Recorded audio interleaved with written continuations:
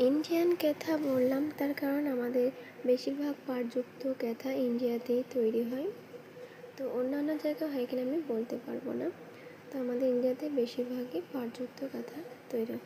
তো আসসালামু আলাইকুম বন্ধুরা, তো কেমন আছেন সবাই? আশা করি সবাই ভালো আছেন।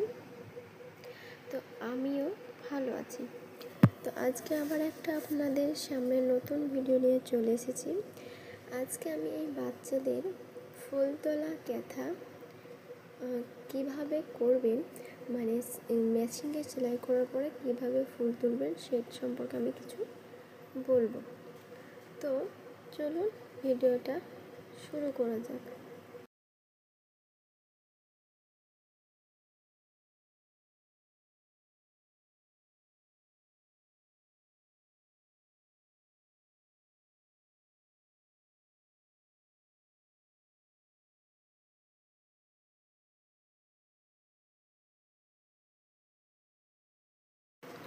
তো এটা হচ্ছে একটা বাচ্চাদের ছোট ফুল তোলা কাঁথা।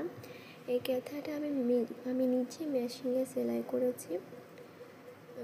আমার কিন্তু মোটর মেশিন নেই, আমি পা মেশিনে সেলাই করেছি, কিন্তু অনেকটা সময় লেগেছে যেহেতু এটা পা মেশিন। তো ভিডিওটা প্লিজ ধৈর্য সহকারে দেখবেন সম্পূর্ণ ভিডিওটা।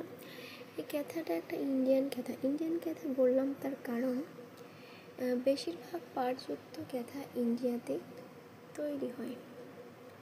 অন্যান্য কোথাও হয় কিনা আমি জানি না, বলতে পারবো না, কিন্তু আমাদের ইন্ডিয়াতে বেশিরভাগই পাটযুক্ত কাঁথা তৈরি হয়।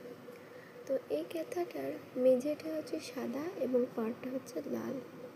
তো সেলাইগুলো আপনারা দেখতেই পাচ্ছেন কতটা সুন্দর, ছোট ছোট এবং ছোট ছোট ঘরে হয়েছে। তো এই কাঁথাটাতে আমি পরবর্তীতে ফুল এঁকে আপনাদের দেখাবো। কাঁথার মাপ আমি করি না, আমার কাঁথা পাড়তে যেমনটা ভালো লাগে, মানে ছোট বড় সাইজে যেরকম ইচ্ছা আপনারা করে নিন। আমি বিশেষ করে কাঁথার আমি মাপ করি না। ছোটোদের হলে মিডিয়াম করি, বড় করি, মাঝারি ছোটো যেরকম ইচ্ছা আমি সেরকম করি। বিশেষ করে আমি কাঁথার কোনো মাপ করি না। তো এই কাঁথাটা একটা বাচ্চার কাঁথা, অবশ্যই বুঝতে পারছেন সেলাইগুলো দেখুন কতটা নিখুঁতভাবে করা। এবং এই কাঁথাটা আমি পরবর্তীতে আপনাদের ফুল এঁকে দেখাবো। তো প্লিজ এই ভিডিওটা আপনারা ধৈর্য সহকারে সম্পূর্ণ দেখবেন। আর আমার চ্যানেলে যদি কেউ নতুন হয়ে থাকে প্লিজ চ্যানেলটিকে সাবস্ক্রাইব করবেন এবং লাইক কমেন্ট শেয়ার করবেন, আর আমাকে এগিয়ে যাওয়ার জন্য সাপোর্ট করুন।